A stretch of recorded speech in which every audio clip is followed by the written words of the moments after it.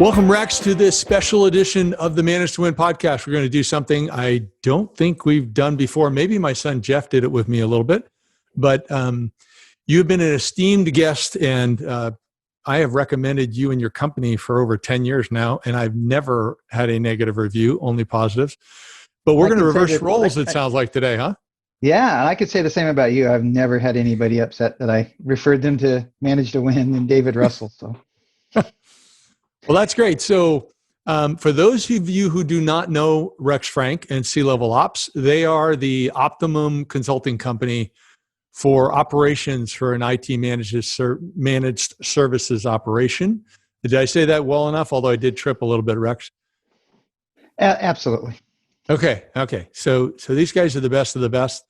And what Rex said, he said, "Hey, David, you know what I'd like to do is I want to interview you about your 3strands leadership system."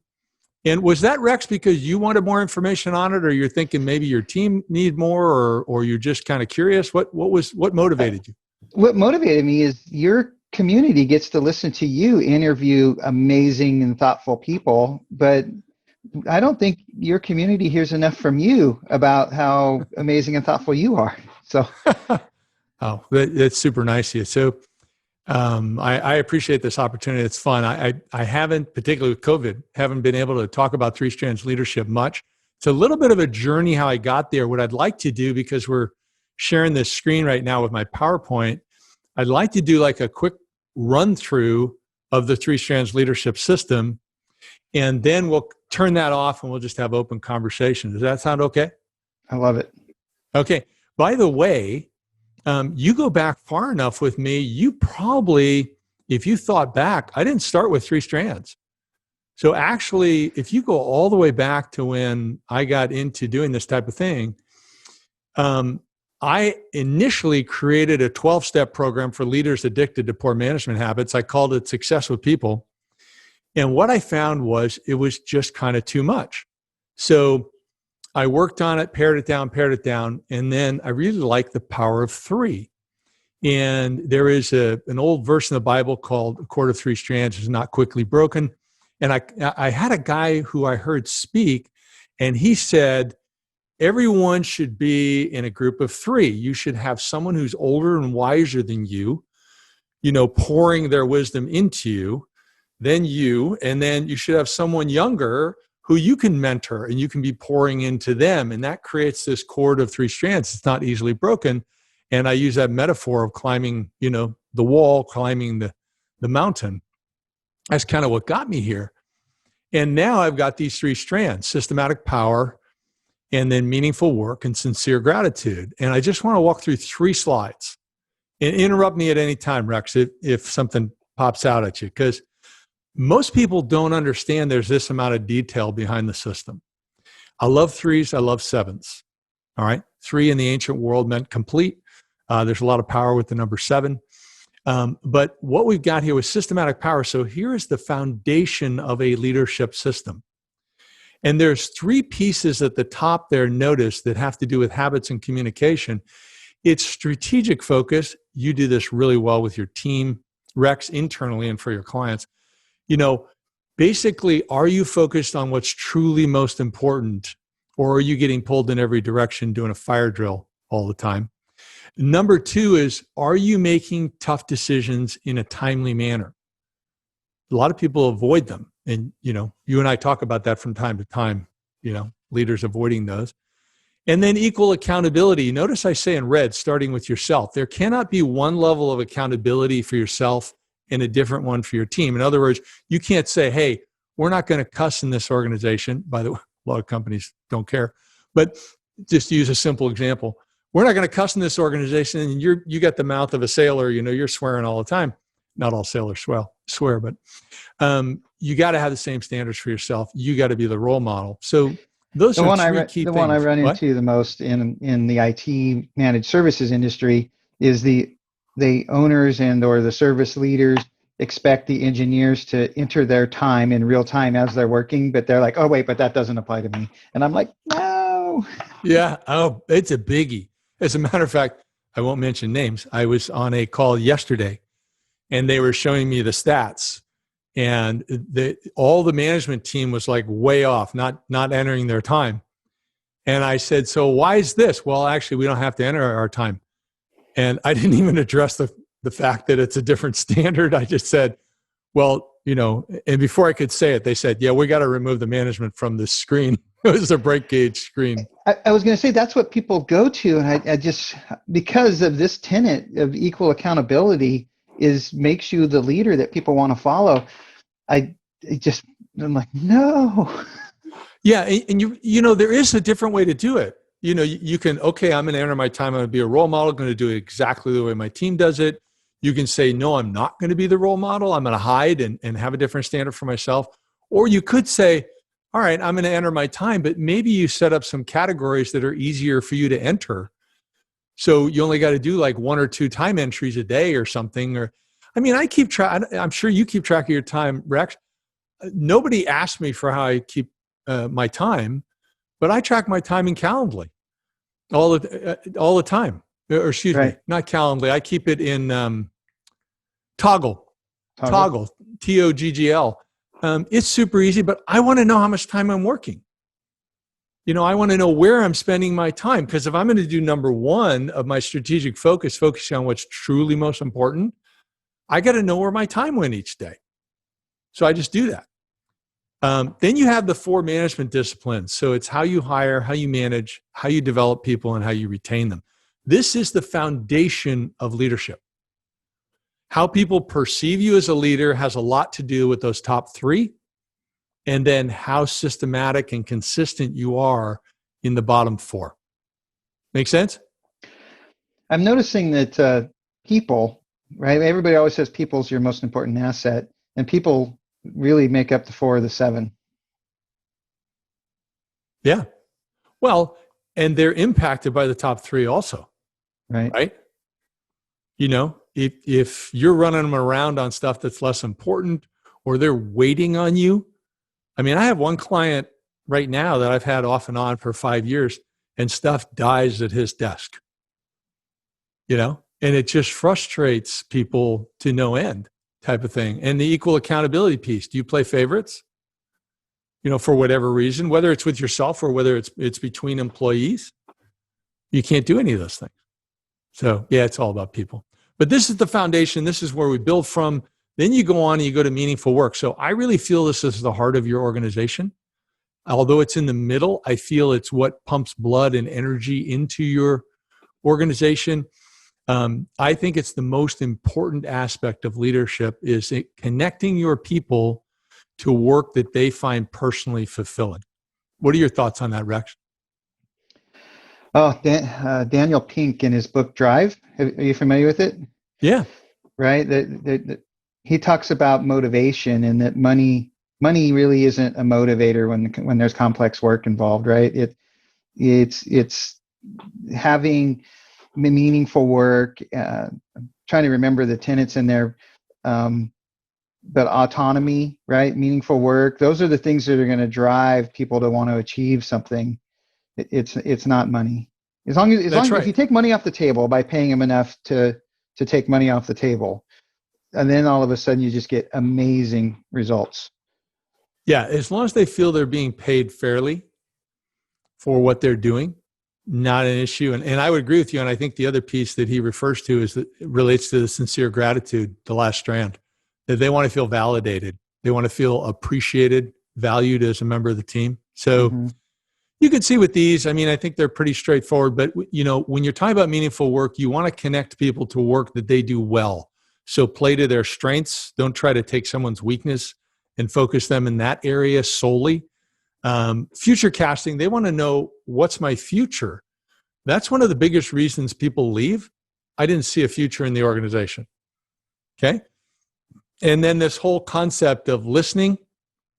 And by the way, when I say listening, employees, team members, peers, even your boss, your boss might require that you do everything they say, but with peers or people who report to you, they don't have to believe that you're going to do whatever they say, that you're some kind of vending machine. They come up, they ask for something, they get it, but they definitely want to feel like they're heard and you considered them. They want to feel respected. So instead of just hearing their initial idea and say, yeah, think about it, whatever, blowing them off.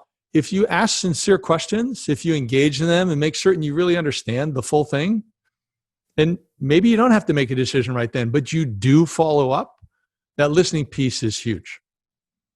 I'm always telling my Cub Scout pack that God gave us 2 ears and 1 mouth. We should listen twice as much as we speak. Oh, yeah. It's a classic.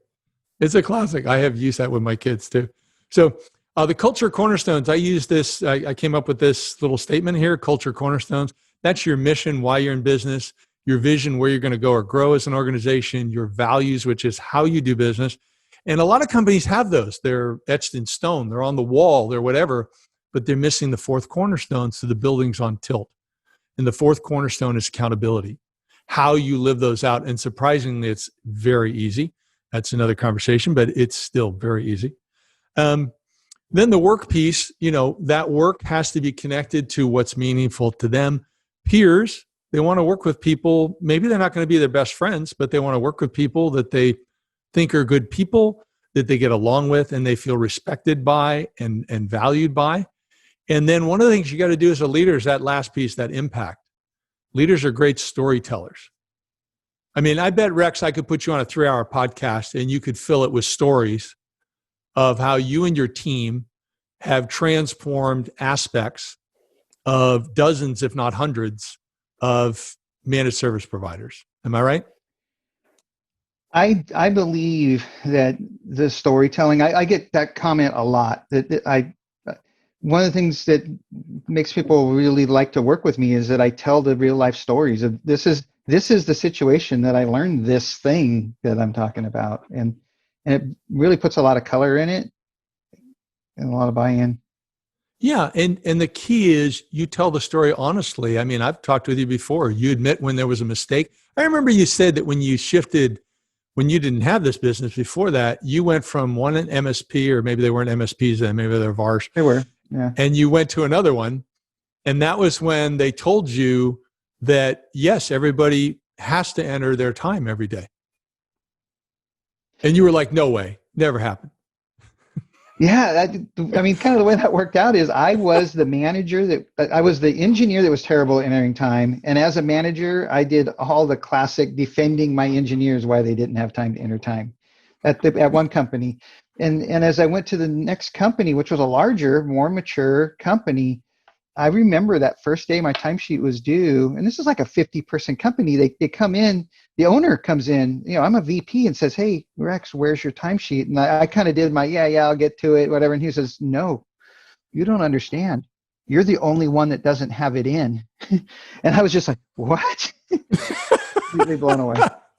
But I tell you, a year and a half under the rules where nothing less than immediate time entry and, immediate processing of your notes and your tickets, it was acceptable.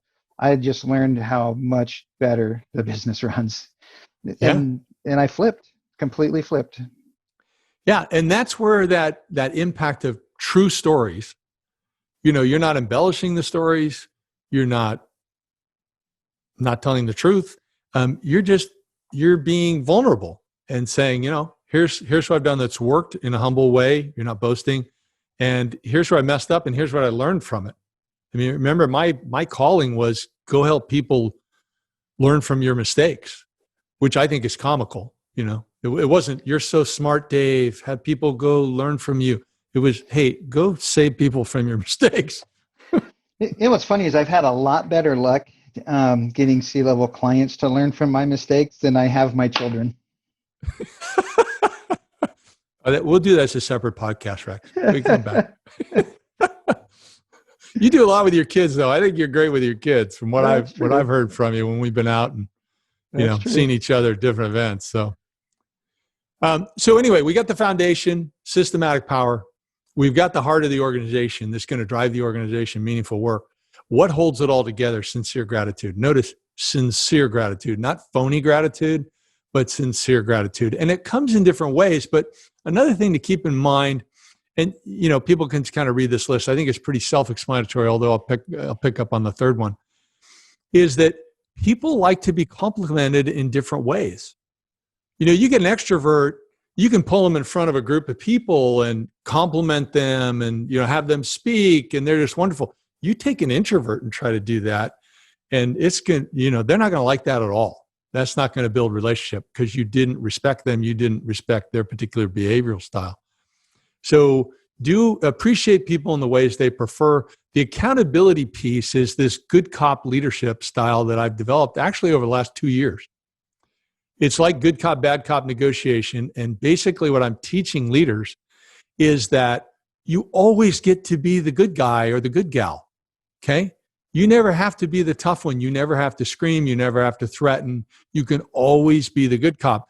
The bad cop are your policies, your best practices, your procedures. It's like the story you just told, Rex. When you had to do your time, you weren't threatened, beaten up, hey, if you don't do that, you're going to have a 1 day as an employment here, blah, blah, blah. But it was like, hey, we have this policy, and the policy is the bad cop. Everybody has to do it, because when we don't do this, then the policy being broken causes these problems. And it's a very powerful way to work with people and show respect, but also have that firm boundary that, hey, you can't cross this line. And if you cross the line, then I have no choice. I have to do this. Please, I don't want to go there.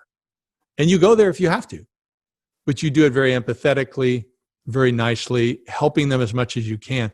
Sometimes you get someone who isn't going to go the way you want them to go, so you have to do the discipline. The strategic plans, SPs, basically job descriptions on steroids. Everybody's got clear, measurable goals. Everybody's got written out behavioral expectations. So if you're my boss, Rex, you're going to write out some behaviors you want from me to be the best employee you've ever had. I'm going to write some behaviors I expect from you, whether it's showing up on time, whether it's ending your time, how you talk, whatever you do. Then we're going to be meeting one-on-one regularly. We're going to have team meetings and annual stuff. So those three things, systematic power, meaningful work, sincere gratitude, they're pretty simple, pretty straightforward. You can do a little daily check-in, and it can totally transform anyone who wants to learn them and apply them into a very effective leader. Miss anything? No. I wanted to read you something from one of my coaches on the sincere gratitude. So I sent an email out to a couple of C-level coaches and say, hey, I'm going to be interviewing David Russell about being a 3strands leader. I'm looking for some hardball questions, but and I got a response back from Todd, and so I want to read you his email. It says, so I speak from personal experience on this one, but sincere gratitude is absolutely one of the hardest things to achieve as a leader. People are doing a good job, but you are head down working on your thing, and you forget to recognize people for the effort they are giving. Sometimes you forget to be grateful for their overall effort because you're busy coaching them, improve on specific challenge that overshadows what they're doing, even if it's only for a moment. Sometimes you forget because you trust they know how you feel. Yeah. What suggestions can you offer a leader who is appreciative, but upon reflection, feels like they could do a better job with gratitude? How do you make gratitude both genuine and almost a routine of your day? So I think you go back to systematic power. Okay. And you guys are all about systems. So it plays to your strengths. And so you have to decide what does that gratitude look like as far as the frequency and the style. So there's different styles of gratitude. So first of all, there's the attaboys, right? Way to go. Great job. Boom, you're gone. And then there are formal recognitions. Okay. You get an award for doing this, you do this, whatever you recognize. There are also financial recognition, right? For bonuses or whatever. The ones that I find are most powerful and lasting are the ones that are personal and specific. So let me give you two examples. One is, so let's say, give me an example, Rex, of something that, I'll just make one up. So let's say that you're a tech. Yeah, there you go. Let's say you're a tech, and let's see. So I think, let's see. Yeah. So you're a tech, and you do something good. Okay. So you stay late at a client because something went wrong. You stayed late 2 hours. You made certain it was taken care of. So think of the difference. So option one, I text you or I see you in the morning. I say, hey, thanks for staying late. Appreciate it. And you go, okay, yeah, thank you. Okay. Now, option two, I say, hey, by the way, the way you stayed last night for those extra 2 hours, I know that you really saved them when they came in the morning. And you not only stayed late and did the work, but you thoroughly tested it because I saw your notes that you documented and you entered your time, you documented. I mean, you were like a role model for perfection. And I just want to thank you because you really went out there and demonstrated what our company stands for. So thank you very much. Which of those two stays with you longer? Number two. Absolutely, yeah. Number two. That's two. Now, if you do that every day, it may not come across as sincere or you're not going to get any other work done. Okay. But you can keep track, systematic, you can keep track of when you do that type of thing. Okay, how often I do that? So you can keep little check marks, whatever. How often do you want to do it? You want to do it once a week, once every 2 weeks, once a month? And then the other thing you can do, did you have a question? Well, at some point, I'd like to tell a story about something that the person I work for did for me early in my career. So go ahead, before I do my second one. Yeah, I have to paint a picture a little bit. And this is important enough to me that probably 30 years later, I still remember this, right? So let me paint the picture. I'm 19 years old. I've been working here for half a year, something like that. I'm kind of an entry-level tech or something along those lines, right? But I think my whole natural personality, I've always been a go-giver, right? I want to give everything I can to whatever it is I'm doing. And 19 years old, new dad, right? Relatively new husband, new dad. Money is tight, right? I'm early in my career and, I'm working a fair amount of hours trying to make ends meet. And one day, Oli comes in and asks me for the keys to my truck because our front office person, Deanna, she needed to run out to Ingram Micro to pick up a printer or something, right, to sell it to a client. And I was like, sure, handed over my keys, like whatever. And, I got my keys back a little bit later that day. And after work, I went out to get in my car and there's 4 new tires on it. And she never went and got a printer, right? But Oli knew he could give me a bonus or give me some money and I just would have gone and bought diapers or something, right? Yeah. But he recognized that I needed tires to keep my family safe when I'm driving them around. But tires wasn't at the top of my list. And, I almost get a tear in my eye thinking about that moment, right? I was with him for 19 years. He's still somebody I consider a role model and mentor. When I have a tough business decision now, even though I haven't worked for him for 13 years, he's still the one I call, right? Like that's the kind of thing that has meaning. And I've always tried to keep that in mind in my career as a leader. And that was my second example. So you just said it. It's when you can do something personal for the person that says, I value you, I notice you. And, it's like Rob Betzel, who had Infinity Network Solutions in Macon, Georgia, and then sold, I don't know, a couple of years ago or whatever. Great guy. He had a tech who worked all weekend, and it might have been more than one weekend. I don't know what it was. What they did was they called the guy's wife and said, hey, we just want to thank you. We know we're paying him overtime, but he's been away from you for this time. What can we do for you? And she said, well, I'd really like to go, I forget whether it was a massage or was a night at a hotel or whatever. So they had a limo, pick the two of them up, take them to a nice dinner, all paid, take them wherever. And, that's the thing too, find out what the spouse wants. But it just told the tech, hey, we really value you. And you put some extra effort. We all have to do that from time to time.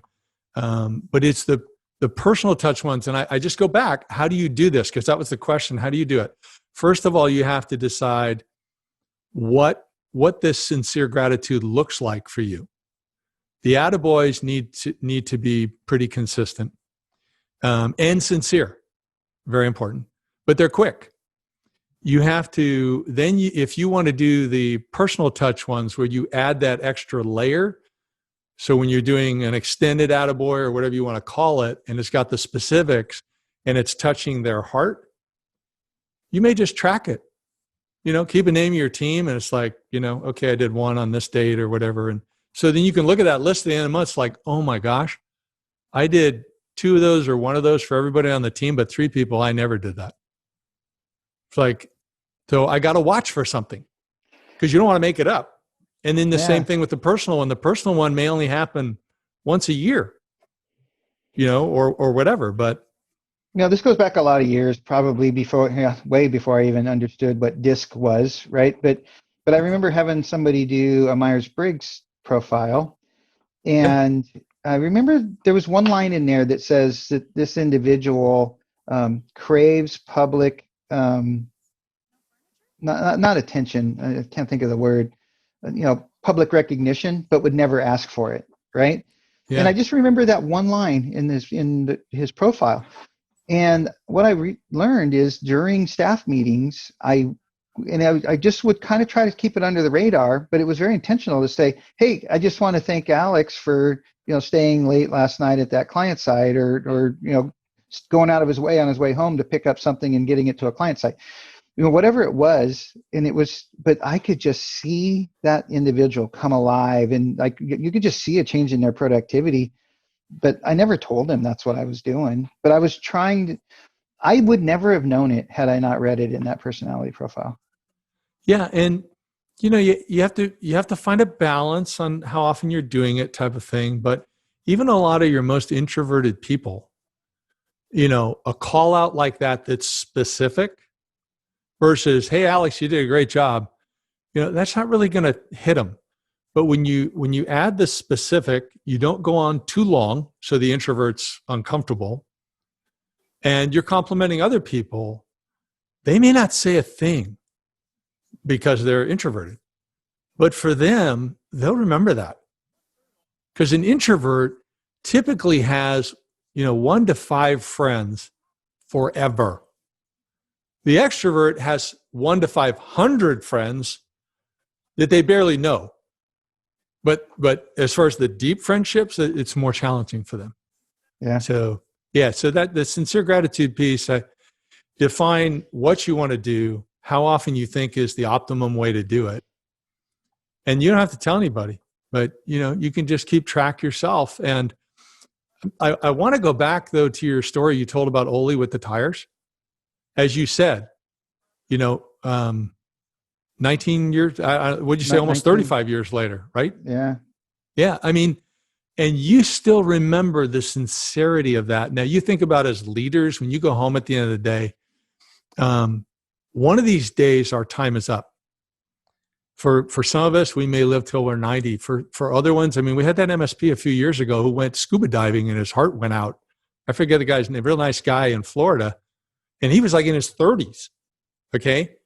So it's like, what legacy do you want to leave? Right? And that so positively impacted you that you're going out and positively impacting others. Absolutely. So this thing of sincere gratitude, and really the whole 3 strands model with the systematic power, meaningful work, sincere gratitude, can put you in a position where, at the end of the day, you're going to have whatever money you're going to have, but you'll have some relationships that can be really special, that are great. So if I could turn the question or go to a different line of questioning here real quick. So in my coaching, I find myself telling clients a lot of stories or imparting some wisdom where I've come to believe something is a truism or a truth, an immutable truth that every leader should understand, and I had to come to that conclusion. And so I find myself telling whatever situation I'm talking about to the client about, and then I want to tell this story or impart this wisdom. I realized I was kind of saying the same thing to different people at different times. And then I remember thinking to myself, I should start writing these things down, right? And that was 7 or 8 years ago. And now I've got 10 pages of these little blocks of random truisms, or the tenets of being a manager or a leader or running an MSP. And I've got aspirations someday of trying to organize that into some kind of a book that helps the industry, but I never find the time to really organize it into a flow or a collection of thoughts that somebody would want to read and it would make sense when they read it, right? Yeah. How did you, with your career, I would imagine you did something similar, but you've taken a step I've never taken, which is put it into a book in a way of teaching and a standardized model for teaching. Like, how did you go through the process of deciding you wanted to do it and then actually take action to get it done? Okay, well, so I've done 5 books so far. The Success with People and Company Culture Challenge, which actually Company Culture Challenge, Rob Betzel was involved in that. Those are how-to guides. And then I've done 3 parable books for clients where I haven't totally ghostwritten, but I write the parable. They tell me what they want to do. And so I've done those. And so I think the first thing you have to decide is, what's your most comfortable way of communicating the information? What do you think? Either you can look at it for you. How do you want to do it? Do you want to say, do this? Or do you want to do it in a story? Because the parables can be very effective. Okay? Yeah, the 5 dysfunctions of a team, right? Yeah. It's a classic Lencioni style. Yeah, and Gino Wickman has 2 books. He's got Traction, right? And he has Get a Grip. And it's the exact same content in both books, but one's a story, one's how to. Yeah, so that's another option. You could do both type of thing. And then if you look into it, what you'll find is that most people will say that if you want to write a book, then take an hour a day, typically early in the day, and just each day write. Organize your thoughts, and then each day write.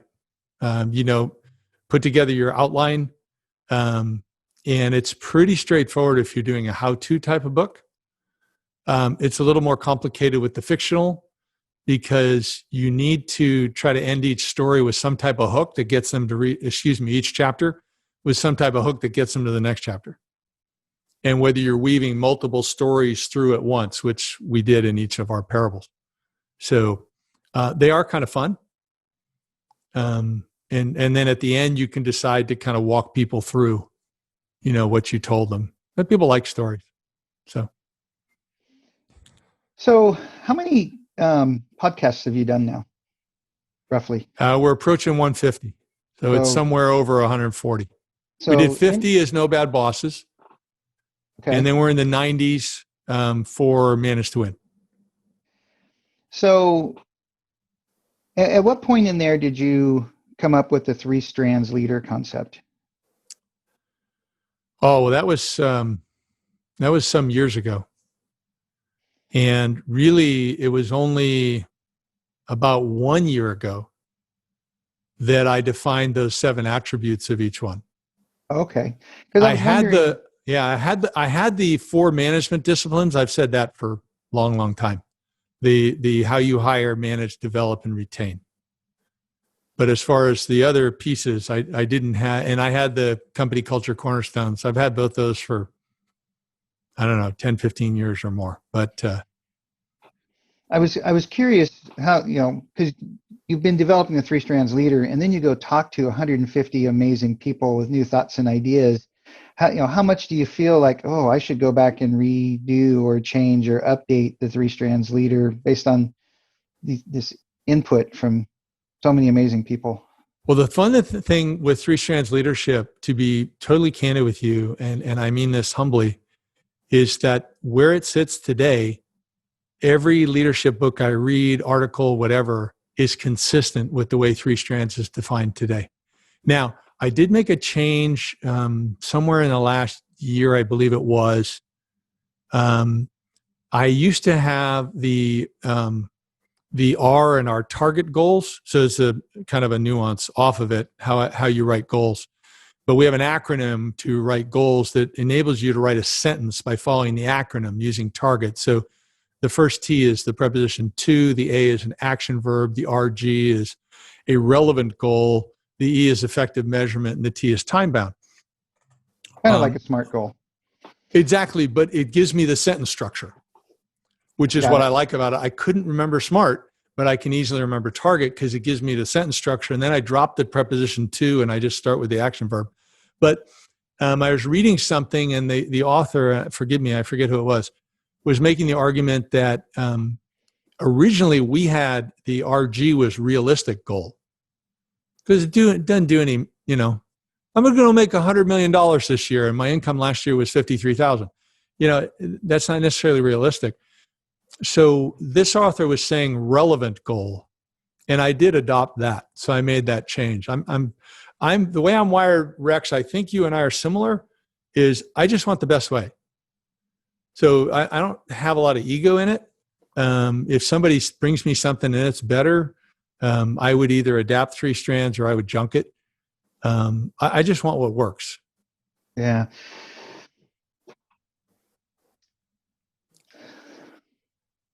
So one of the things that I bump up against is a lot of the clients we're working with, they're up against one of 3 or 4 natural growth barriers, right? So, when the companies get founded, there's typically an owner running the business. Everybody reports to the owner.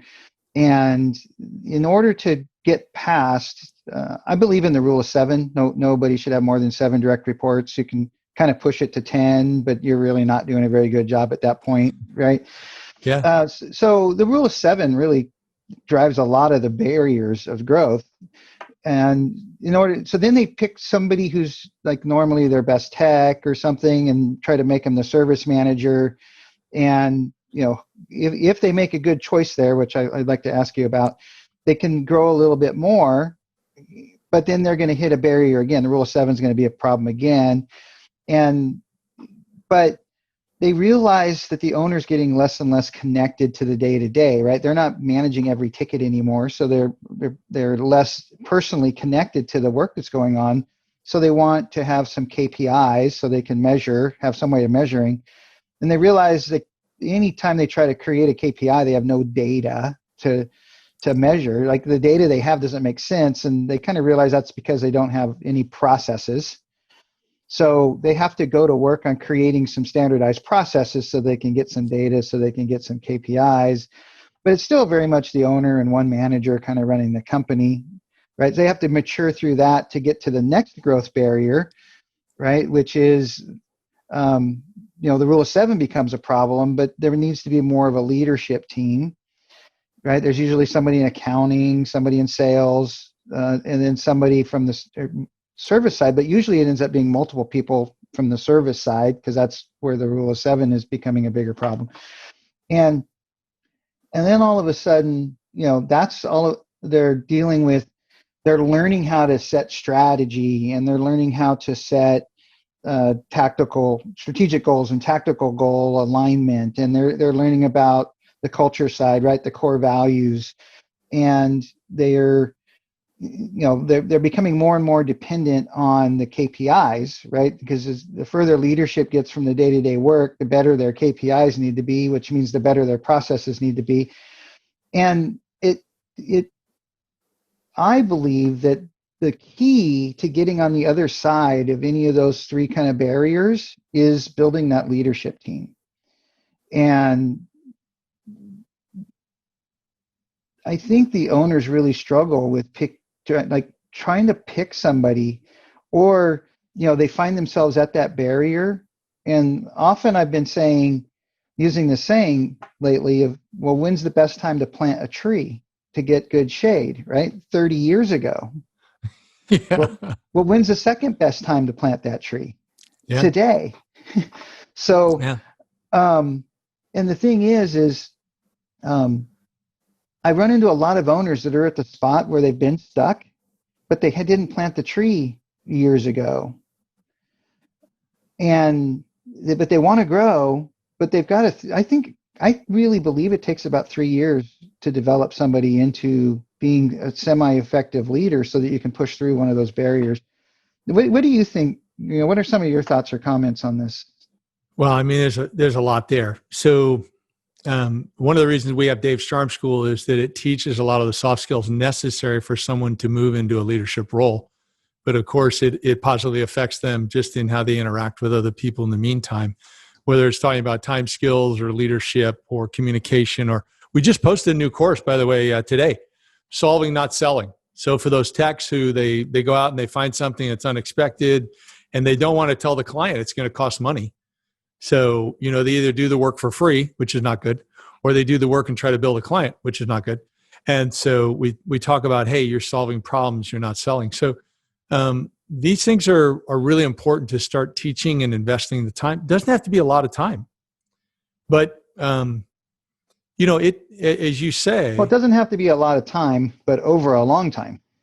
Exactly. That's just it. So you plant that tree, which is you hired somebody. But if you're not investing in the soft skills side as well as the hard skill, because they're comfortable paying for certifications and they're comfortable paying for hard skills. But without the soft skills side, the person can never be their best and they can't grow to the leadership role. The other thing they do is they get fooled into thinking, my top tech's going to be the best manager, or my top salesperson going to be the best sales manager. Remember, I said I want to get back to that because normally the best tech is not the person to become the manager. Right. And same thing with the best salesperson. A lot of times they're a disaster as a sales manager. As a matter of fact, I got a company, two companies, one's an MSP, one's another industry. And this one in the other industry, fast growing company, growing 20 to 50% a year. They're in the millions in sales.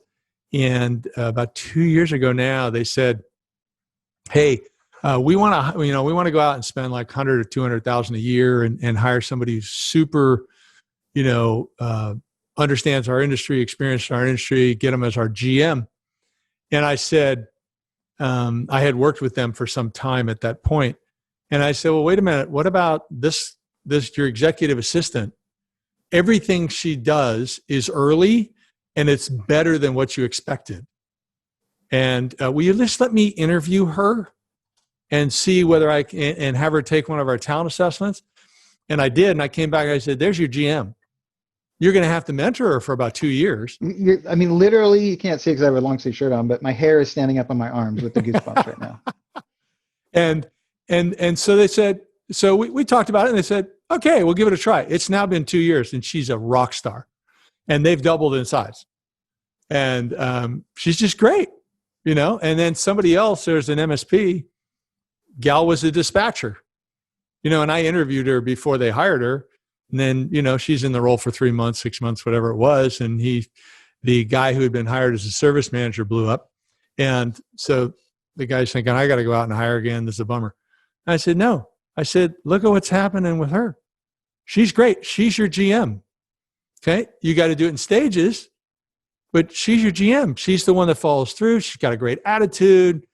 People respect her. She can do this job. And once again, it's like 6 months, 9 months, probably 9 months later now, I don't know. And she's a rock star. She actually brought her husband to work for the company as a tech too. So, but they have a good relationship. Some people can do that, just like you work with Robin. Robin helps you out. So that's, sometimes you're looking in the wrong place for the person. Sometimes you don't have the person. But either way, you should be investing some time in the soft skills. What happens there is a lot of owners, right? They start their company and then they start hiring technical talent to help them, right? Do the technical work. And nowhere in there do they ever hire for what they think might be their leader years from now, right? They never hire a different skill set. That's right. And I can't tell you how many owners I talk to that are, at that 10, 11 employees mark. And they tell me they want to grow. And I say, well, who's in line to be your, the leader of your service department? And unfortunately, a very common answer is none of these idiots. And I'm like, bad answer. Right. It's like, well, then we're going to work on building a leader for the next 3 years. You should call David Russell. Right. And it's a sad story, but they just miss the boat on knowing that they got to be building a leadership team while they're growing the company.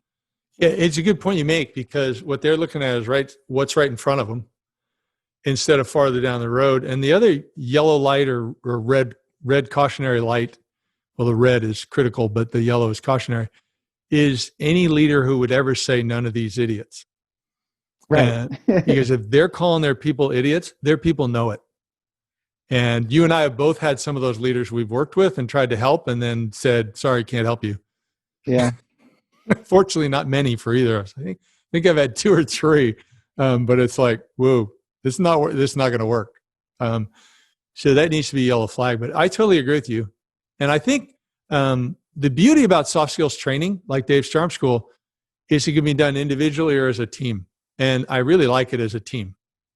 It doesn't have to take more than 15, 20 minutes a week, or maybe a half an hour if you want. But just the consistency of talking about how we're behaving, and let's talk about best practices and what do we want to change, what habits do we want to develop, is incredibly powerful. And also is a testing ground for those people you think might have leadership aptitude. So what do you think, Rex? Did we get enough on here? Are we good, or do you have more questions? I'm looking at the clock. I think we could talk for another 3 hours probably. But. I think so. But I want to thank you so much for coming on and doing this. I think it's really good for the people in our audience. And maybe we'll hear from some of us that'll want to have us do part 2.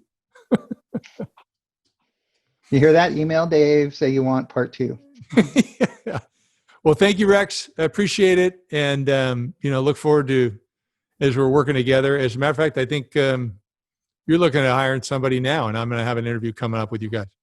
We need 2. Okay. Well, the candidate you sent me so far, I haven't talked to him yet, but he looks interesting. So I hope you find another one or several that we can consider. Yeehaw. Okay. Thanks, Rex. Thank you.